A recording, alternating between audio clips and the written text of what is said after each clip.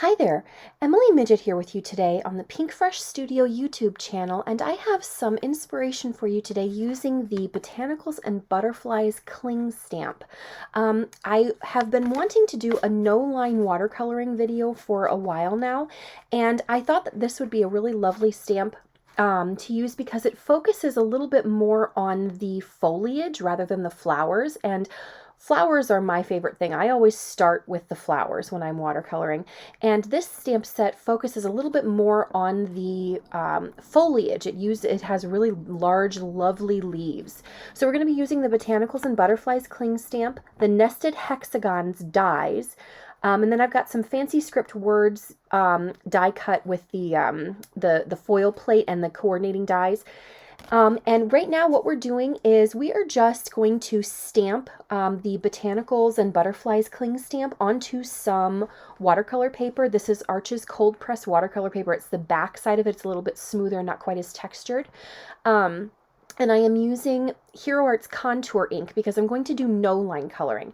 Now I do use my Misty to stamp this, probably I think I stamped it 4 or 5 times maybe, just to make sure that it was dark enough to show up on the video, because it's with no line coloring, you want a very light outline so that it doesn't show up in your finished product.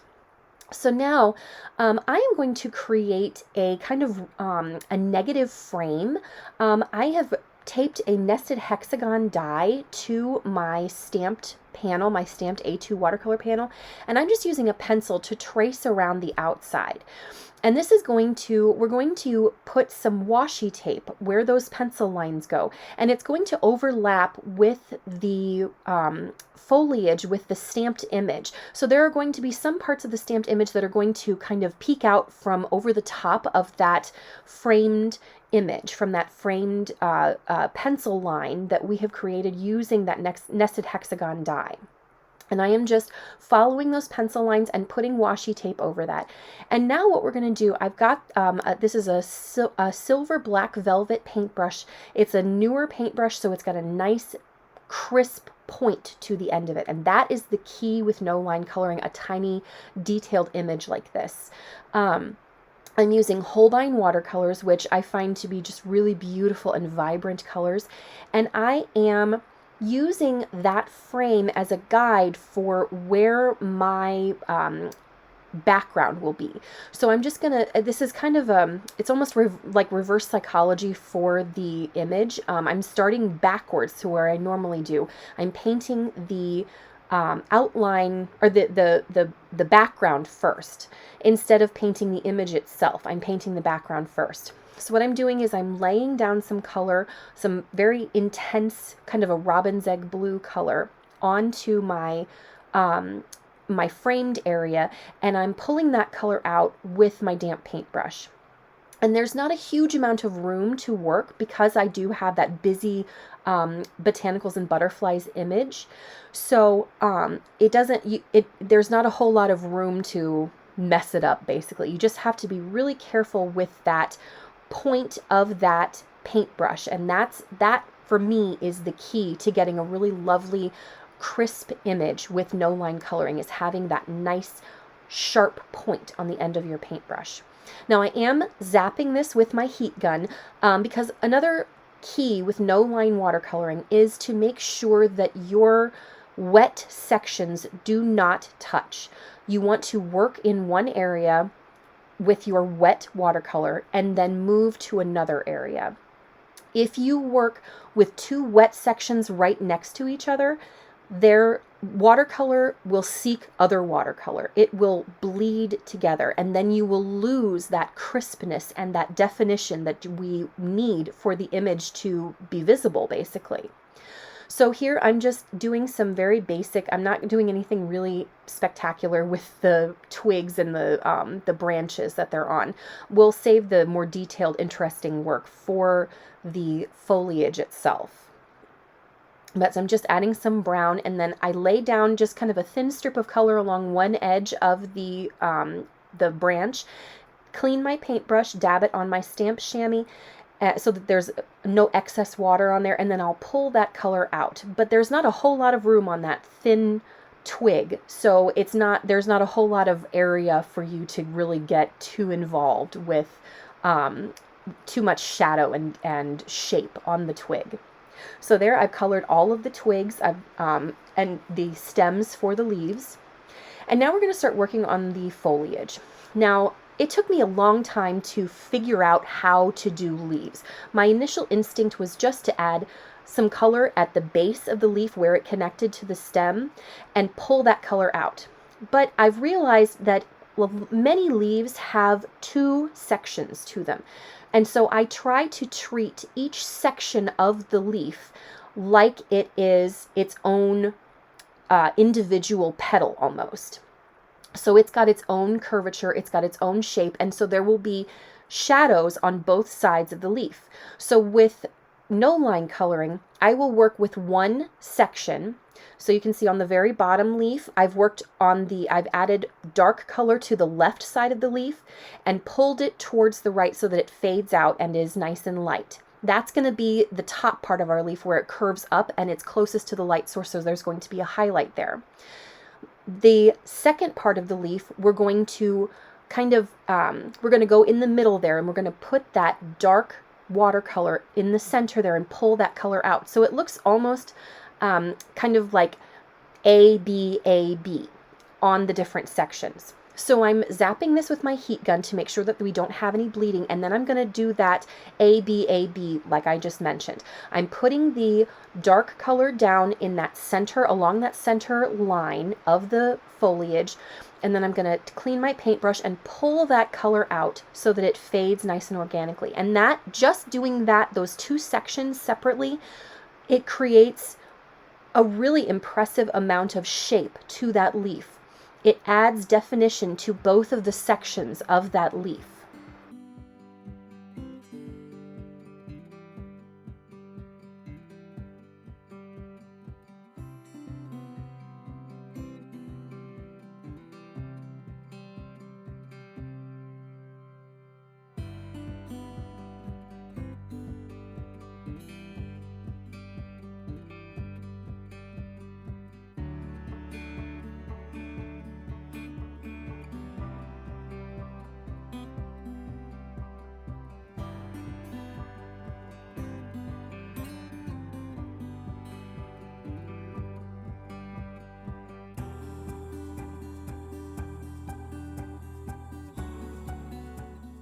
So now I have finished layer one of my leaves, and we'll go back in a little bit and add a little bit of definition to those leaves too. We'll add another layer of color to add a little bit of extra shadow and just some extra vibrance to those leaves.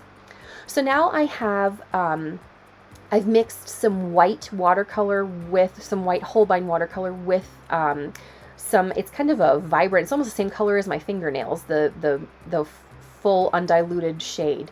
It's kind of a fuchsia purple color, and I've mixed some white in there to make it a little bit more opaque and a little bit creamier so that it pops out more from that duck egg blue watercolor background behind.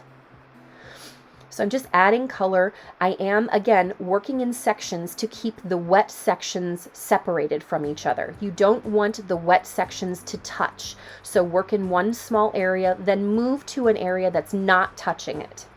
So you can see that there is some definition between each of those individual flowers. So now what we're going to do, I'm going to add a little bit more shadow to some of these these tiny little flowers. I don't know what kind of flower that would be. It reminds me of something that's in my backyard, and I don't know what it is. I'm not a botanist. But I'm just adding a little bit of shadow to the flowers that are kind of tucked behind the other flowers in the front.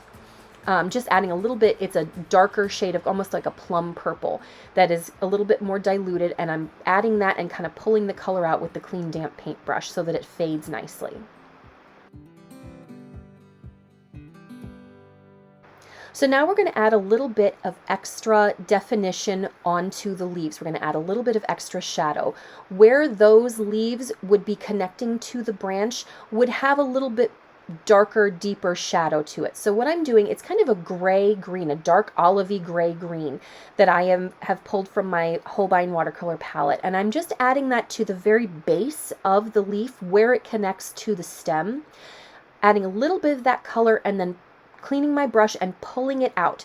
I'm not covering the entire leaf with that dark color because I want that to remain close to the stem and where it connects to the stem, because I want to imply that the area towards the edge of the leaf, the end of the leaf, that is lighter because it's closer to the light source.